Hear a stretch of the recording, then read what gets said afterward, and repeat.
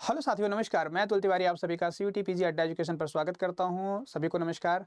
और आज इस वीडियो में मैं बात करने वाला हूं हिस्ट्री सब्जेक्ट के लिए कि जो बच्चे स्पेशली सीयूटी पीजी 2026 के लिए प्रिपरेशन कर रहे हैं, उनकी प्रिपरेशन स्ट्रेटेजी क्या होनी चाहिए, किस तरीके से उनको प्लानिंग करनी चाहिए कि जिससे कि वो बेहतर स्कोर गेन कर पाएँ और इस 4 मंथ्स के ड्यूरेशन में उनकी प्रिपरेशन और भी बहुत ही खास हो पाए। ठीक है, तो चलिए आइए वीडियो को स्टार्ट करते हैं और जानेंगे कि हमारे आज के इस वीडियो में आप लोगों के लिए क्या कुछ खास है जिसमें कि आपकी प्रिपरेशन और बेहतर होने वाली है और आप अपनी जो स्ट्रेटेजी प्लानिंग है उसमें और थोड़ा सा कह सकते हैं रिफॉर्म कर सकते हैं। ठीक है, तो जैसे हम बात कर रहे थे कि हमारा जो टॉपिक रहने वाला है आज हम लोग हिस्ट्री के सब्जेक्ट के बारे में बात करेंगे कि 4 मंथ्स की आपकी स्ट्रेटेजी प्लानिंग क्या होनी चाहिए। तो नो डाउट सबसे पहले आ जाता है कि जो हमारा एग्जाम है, एग्जाम का सिलेबस, आपको एग्जाम के बारे में सारी जानकारी पता होनी चाहिए कि जो सीटीपीजी एग्जाम है ये आपके एनटी के द्वारा कंडक्ट करवाया जाता है। मार्च मंथ में आपका पेपर होगा। 75 एमसीक्यूज आते हैं, 90 मिनट्स आपको टोटल टाइम मिलेगा और 300 मार्क्स का आपका पेपर होता है जो कि ऑब्जेक्टिव टाइप का ऑनलाइन यानी कि जो कंप्यूटर बेस्ड आपका पेपर होता है, सीवीटी मोड में आपका पेपर करवाया जाता है। ठीक है, तो इसके बारे में पता होना चाहिए। दूसरा कि आपका सिलेबस आपको कंफर्म होना चाहिए कि सिलेबस का पार्ट है क्या और उसी के अकॉर्डिंग फिर आपको अपनी स्ट्रेटेजी और प्लानिंग रखनी चाहिए। क्योंकि जो बच्चे अभी जिन्होंने कभी स्टार्टिंग बिल्कुल भी नहीं की है अपनी प्रिपरेशन की, तो मैं उनके लिए बता दूं कि देखो अभी भी लेट नहीं है, बहुत देर नहीं हुई है, आप अपनी प्रिपरेशन को अभी भी स्टार्ट कर सकते हैं। ठीक है, चलिए तो मैं आप लोगों के लिए सबसे पहले तो ये कहूंगा कि आप अपना फाउंडेशन मजबूत करिए, स्ट्रॉन्ग करिए। ठीक है, जो ये नवंबर और दिसंबर का जो प्लान होना चाहिए आप लोगों के लिए कि नवंबर और दिसंबर मंथ्स में आपका जो मतलब कह सकते हैं सिलेबस है वो आपके उसके जो बेसिक कॉन्सेप्ट है वो काफ़ी अच्छे होने चाहिए। क्योंकि अगर आपकी सब्जेक्टिव नॉलेज आपका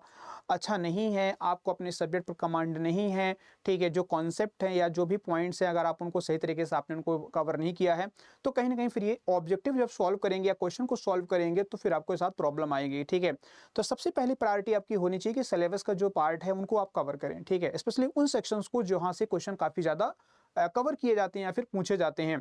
तो नवंबर और दिसंबर मंथ्स में मैं आप लोगों को यही कहूंगा कि नो डाउट आप प्रैक्टिस तो लगाइए, करिए, साथ में आप लोग यहाँ पर सिलेबस को भी कवर करते जाइए क्योंकि आपके जो नोट्स रहेंगे वो काफी इफेक्टिव रहेंगे।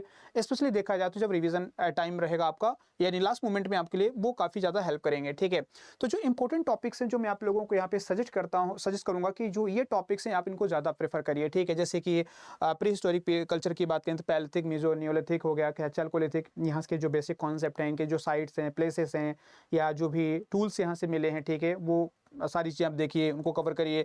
इंडस वैली के जो पार्ट हैं, है ना, यानी कि feature of economy and decline theories की बात कर लेते हैं। ठीक है, किस तरीके से डिक्लाइन हुआ था इंडस वैली सिविलाइजेशन का, ये सारी चीज़ें कवर करिए। वैदिक लेटर, वैदिक जो कल्चर है ना, या एज की बात करें, महाजनपद, मौर्यान की बात करें यानी गुप्ता एम्पायर, रीजनल किंगडम, चोला एम्पायर, ये वो मेजर सेक्शन है जहाँ से एग्जाम में क्वेश्चन आते हैं। जैनिज्म, बुद्धिज्म हो गया, ठीक है, इसमें जैनिज्म बुद्धिज्म नहीं है, वहाँ से भी आप कवर करें क्वेश्चन की किस टाइप से क्वेश्चन बनते हैं और थ्योरी अपनी बेसिक जो कॉन्सेप्ट है उनको क्लियर करिए।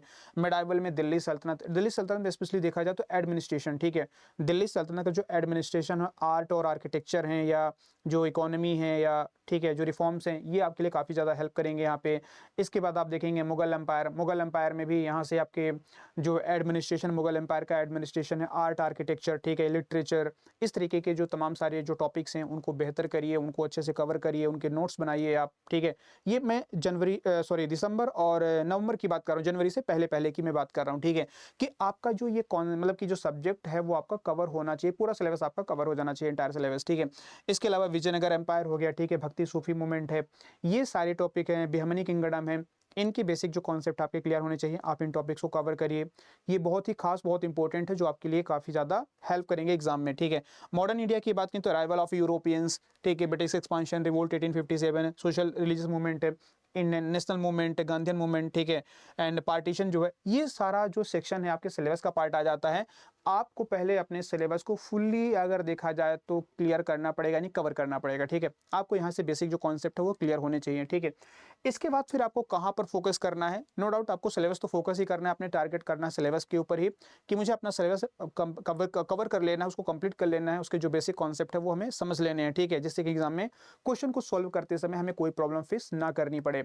अब नेक्स्ट हम मूव करेंगे, कहाँ पर आएंगे, ठीक है। नेक्स्ट फोकस हमारा कहाँ पर होना चाहिए कि जो हमारा सिलेबस है, सिलेबस में देखा जाए तो जो हमारा ancient medieval modern and historiography की बात कर लेते हैं। ठीक है, यहाँ पर होना चाहिए आपके रिवीजन के लिए। ठीक है, क्योंकि जब आप दिसंबर के बाद जब आप जाएंगे जनवरी और फेब में, तो जनवरी और फेब में देखा जाए तो आपके रिवीजन प्रोसेस जो है, ठीक है, या फिर जो प्रैक्टिस सेशन है, PYQs को सॉल्व करना, जो मॉक टेस्ट है उनको देना, ठीक है, ये काफ़ी ज़्यादा आपके लिए हेल्प करने वाले हैं। तो PYQs को आप सॉल्व करिए। ठीक है, जो या फिर कह सकते हैं कि जब प्रिपरेशन आप अपने साथ में थ्योरी कवर कर रहे हैं, तो इसमें आप एक काम करें कि जो PYQs हैं ना, उनको एक बार आप जरूर एनालिसिस कर लें। ठीक है, उनको एनालाइज करिए कि किस एरिया से कितने क्वेश्चंस कहाँ से पूछे गए हैं, जिस बेसिस पर आप अपनी प्रिपरेशन को और बेहतर कर पाएंगे। जब नोट्स बनाएंगे या टॉपिक को कवर करेंगे तो आपको एक आइडिया रहेगा कि क्वेश्चन जो है वो इस टॉपिक से काफ़ी ज़्यादा पूछे गए हैं या फिर इस एरिया से हमने क्वेश्चन पेपर में देखे हैं। लास्ट 4 ईयर में 22, 23, 24, 25 में जो क्वेश्चन आए हैं वो आपको यहाँ से एक आइडिया मिल जाएगा। ठीक है, इसके अलावा आप मॉक जो लेंथ है ना, मॉक टेस्ट दीजिए, फुल लेंथ जो टेस्ट होता है आप ये दीजिए। ठीक है,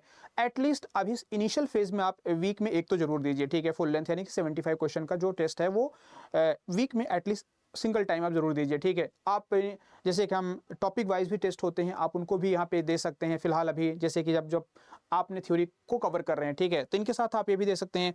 मेन फोकस आपका होना चाहिए कहाँ पर, एक्यूरेसी पर, ना कि नंबर ऑफ क्वेश्चंस पे कि हम कितने अटेम्प्ट कर पा रहे हैं मिनिमम टाइम पीरियड पे। ठीक है, तो आपकी एक्यूरेसी के साथ साथ आप जब एक्यूरेसी आपकी कब अच्छी आएगी, जब आपका कॉन्सेप्ट क्लियर होगा तो उस टाइम पे आपको एक्यूरेसी भी बेहतर आएगी, और जब एक्यूरेसी बेहतर रहेगी तो आपकी स्पीड भी आप मतलब कि ऑटोमेटिक उसमें क्या होगी, इंक्रीज होगी। ठीक है, और इनको आप एनालाइज भी करिए। ठीक है, यानी कि एनालिसिस भी करिए, जो क्वेश्चन आपके करेक्ट हुए हैं तो हमारा कौन सा एरिया काफी स्ट्रॉन्ग है जहां से हमें क्वेश्चन बन रहा है, बार बार रिपीट हो रहे हैं, आंसर बन रहे हैं। और कई बार क्वेश्चन हमारे जो रॉन्ग होते हैं, आप उनको एनालाइज करिए कि किस सेक्शन हमारा, कौन सा सेक्शन हमारा वीक है जहां से क्वेश्चन हमसे नहीं बन रहे हैं। ठीक है, तो ये आपका प्राइमरी फोकस होना चाहिए प्रेजेंट पे। ठीक है, यानी कि दिसंबर और नवंबर में। ठीक है, इसके बाद देखा जाए तो जो आपकी डेली रूटीन में अगर आप देखें, जो डेली मतलब कि नवंबर, दिसंबर, जनवरी, फेब, ठीक है, क्योंकि ये 4 मंथ्स आपके पास रहे प्रिपरेशन के लिए, तो जो डेली रूटीन का पार्ट होना चाहिए कि आप अपनी थ्योरी को कवर करिए, जो कोर टॉपिक्स हैं उनको कवर करिए, जो मैंने ऑलरेडी बता दिया आपको। ठीक है, MCQs को सॉल्व करिए, PYQs को सॉल्व करिए, जिससे आपको एक आइडिया मिलेगा कि कहाँ से क्वेश्चन बन रहे हैं, किस टाइप से क्वेश्चन पूछे जा रहे हैं। ठीक है, जो मॉक टेस्ट आप दे रहे हैं या फिर जो रिवीजन कर रहे हैं, ठीक है, उनको एनालाइज करिए। ठीक है, कि कहाँ पे क्वेश्चन हमसे गलत हो रहे हैं, कहाँ पर मिस्टेक्स हो रही है, कौन से एरिया हमसे भी काफ़ी वीक पॉइंट है उसको हमने कवर नहीं किया, या फिर हम बार बार वो गलतियाँ हो रही हैं तो क्यों हो रही हैं। ठीक है, इनको आप यहाँ पे एनालाइज करेंगे। शॉर्ट नोट्स अपने बनाइए। ठीक है, शॉर्ट नोट्स बनाएंगे तो उनको आपको रिवीजन करना है, एनालिसिस करना, उनका रिव्यू करना काफ़ी आसान हो जाएगा। ठीक है, तो ये आपके डेली रूटीन का पार्ट होना चाहिए जब अगर आप प्रिपरेशन में लगे हुए हैं तो। ठीक है, और नहीं किया है तो करना शुरू कर दीजिए।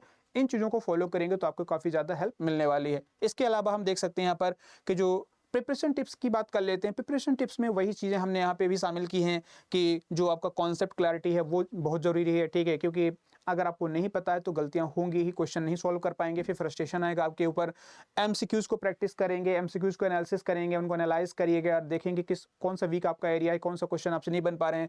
मॉक टेस्ट आप दीजिए। ठीक है, मॉक टेस्ट से आपकी क्या बनेगी, तो जब मॉक टेस्ट आप देंगे तो आपके अंदर मतलब जो हेजिटेशन है या जो डर है, ठीक है, जो फियर है, वो आपसे दूर होगा और आप अच्छे तरीके से क्वेश्चन को अटेम्प्ट कर पाएंगे। और प्रेशर जो बनता है वो प्रेशर को आप मतलब कि हैंडल कर पाएंगे जब आप मॉक टेस्ट देंगे, क्योंकि गलतियां होंगी तो उन क्वेश्चन को एनालाइज करेंगे, एनालिसिस करेंगे। ठीक है, तो फिर वहां से आपकी जो चीजें हैं वो काफी और ज्यादा कह सकते हैं परफेक्ट होंगे। ठीक है, मतलब फिल्टर होते होते फिर लास्ट में आप देखेंगे कि आपके अंदर इतना कॉन्फिडेंस आ जाएगा कि जो आपकी स्पीड और एक्यूरेसी वो काफी ज्यादा मतलब कि आपको बूस्ट अप देगी। ठीक है, सारी चीज़ों करने के लिए, क्वेश्चन को अटेम्प्ट करने के लिए। ठीक है, एंड जब देखेंगे revise weekly to retain fact and chronology. ठीक है, जो आप वीकली इनको रिवाइज भी कर सकते हैं, जो भी आपने थ्योरीज आपने कवर किया है या जो कॉन्सेप्ट आपने क्लियर किए हैं, जो नोट्स बना रखे हैं या जो गलतियां आपने आइडेंटिफाई की थी MCQs में। ठीक है, तो उनको आप वीकली रिवाइज भी करिए। ठीक है, और जो आपके फैक्ट्स हैं या जो क्रोनोलॉजी है, जो फैक्ट्स मतलब कि जो सिलेबस का पार्ट है, उनको आप एनालिसिस करिए, कवर करिए।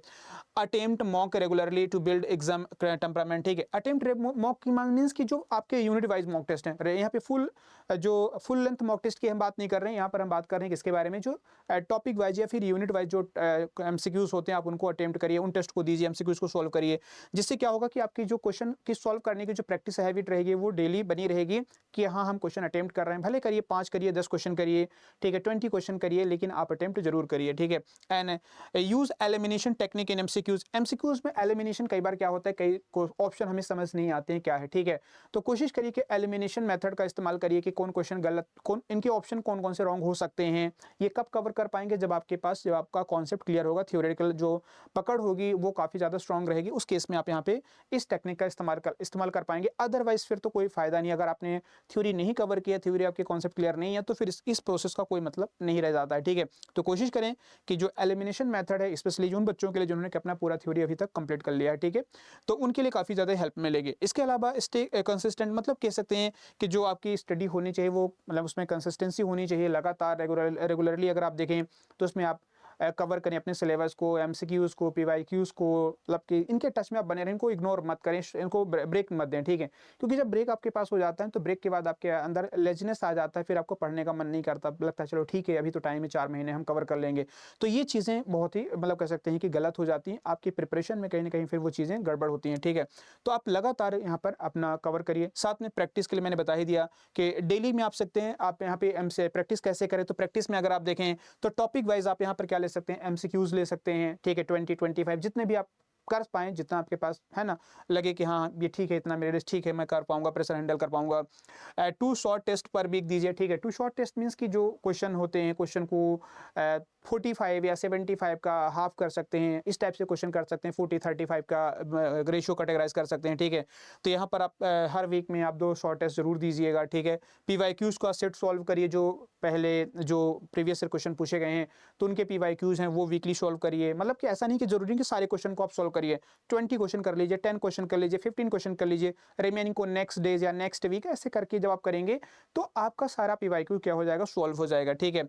And 1 mini mock every Sunday, ठीक है, यानी कि हर संडे में मिनी मॉक मीन्स कि वही जो आपके शॉर्ट टेस्ट हैं या मिनी टेस्ट हैं, ये हर संडे आप जरूर दीजिए कि 40-30 25-50 जितने भी कर पाए, आपके ऊपर डिपेंड करता है कितना कर पा रहे हैं, ठीक है। Short notes on movement, reforms and leaders, ठीक है, जो भी आपके शॉर्ट नोट्स हैं आप उनको रिवाइज करिए, उनके नोट्स बनाइए, चाहे वो कोई मूवमेंट हो, रिफॉर्म्स हो, या फिर जो लीडर्स रहे हैं, ठीक है, स्पेशली देखा जाए तो जो मिडाइवल मॉडर्न या फिर है ना नेशनल मूवमेंट में, तो इस तरीके से देखा जाए तो आपके यहाँ पर प्रैक्टिस इस तरीके से होनी चाहिए, ठीक है। इसके अलावा अगर मैं बात कर लेता हूँ, इसके अलावा अगर देखें कि आपको लगता है कि इससे बेनिफिट मिल पा रहा है या मुझे और भी अच्छे से कॉन्सेप्ट अपने क्लियर करने हैं, तो आप हमारे साथ जुड़ सकते हैं, ठीक है। आप हमारे साथ जुड़ सकते हैं, आप हमारे साथ प्रिपरेशन कर सकते हैं, और इसके लिए हम लोगों ने यहाँ पे बैच भी लाया है अपने हिस्ट्री के लिए, ठीक है। तो हमारा हिस्ट्री का जो बैच है, हमारा महापैक है, और हमारा अभिमन्यु सुप्रीम बैच है, आप हमारे बैच के साथ भी कनेक्ट हो सकते हैं, जुड़ सकते हैं, ठीक है। और ये हमारा जो फाउंडेशन बैच है, ठीक है, ये अभी लेटेस्ट बैच चल रहा है, इसमें आप हमारे कनेक्ट हो सकते हैं। 80-30 कोड का इस्तेमाल करना है, यहाँ पर मैक्सिमम डिस्काउंट मिल जाएगा। ये मेरा टेलीग्राम चैनल है, जहाँ पर आपको टेलीग्राम में पीडीएफ नोट्स, तमाम सारे क्विजेस ये सब मिलेंगे यहाँ पर इस टेलीग्राम पे, ठीक है, ज्वाइन कर लेना। और ये मेरी ऑफिशियल ईमेल आईडी, आप मुझे यहाँ पे कॉन्टैक्ट कर सकते हैं, ठीक है। और बाकी ये महापैक के बारे में बात करूँ तो महापैक का बेनिफिट ये है कि जितने बैचेस हैं अभी प्रेजेंट में, पास्ट में और फ्यूचर में जो भी रहेंगे, वो सारे आपके एक्सेस मिल जाएंगे, किसी का कोई एक्स्ट्रा चार्ज नहीं पे करना पड़ेगा। एक बार आप यहाँ पे फी पे करेंगे, बाकी यहाँ पे सारे बैचेस को आपको एक्सेस मिल जाएगा, सारे बेनिफिट्स आपको इसके अंदर मिलेंगे, ठीक है। तो जो मैंने अभी तक ये सारी बातें बताई हैं कि आपकी जो 4 मंथ्स की स्ट्रेटेजी है, प्लानिंग होनी चाहिए, वो किस तरीके से होनी चाहिए, आप यहाँ पर आप देख सकते हैं, ठीक है। कि सबसे पहले मैंने जैसे बताया कि आपको अपना सिलेबस होना चाहिए कंप्लीट, आपको सिलेबस कंप्लीट करिए, फिर आप जनवरी मंथ्स में, जनवरी और फरवरी में आपकी प्रैक्टिस होना, सेशंस होना जरूरी है, ठीक है। कहाँ पर, जनवरी और फरवरी में आपकी जो प्रैक्टिस है, रिवीजन है, वो आपको मिलने वहाँ पर करने को, ठीक है। तो उम्मीद करता हूँ कि जो वीडियो में मैंने बातें बताई हैं आपको समझ में आई होंगी। कोई क्वेरी, कोई डाउट है, कोई कंफ्यूजन है, तो आप मुझे कमेंट कर सकते हैं, और मुझे मेरी मेल पर मुझे मैसेज भी कर सकते हैं। बाकी मेरा कोड आपको पता है कि जब कोई एडमिशन लेंगे तो आप इस कोड का इस्तेमाल करना है, यहाँ पे डिस्काउंट मिल जाएगा। और हिस्ट्री के लिए मेरे अभी लेटेस्ट जो 2 बैचेस हैं ये भी आपके सामने हैं, आप इनको ज्वाइन कर सकते हैं, ठीक है। बाकी अपना ध्यान रखेंगे, सेशन को लाइक करिएगा, अपने दोस्तों तक शेयर करिएगा, और रात 8 बजे सेम चैनल पर मेरी क्लास भी होती है MWF में हिस्ट्री की, तो आप मुझे वो भी ज्वाइन कर सकते हैं प्रैक्टिस के लिए, ठीक है। Take care, bye bye.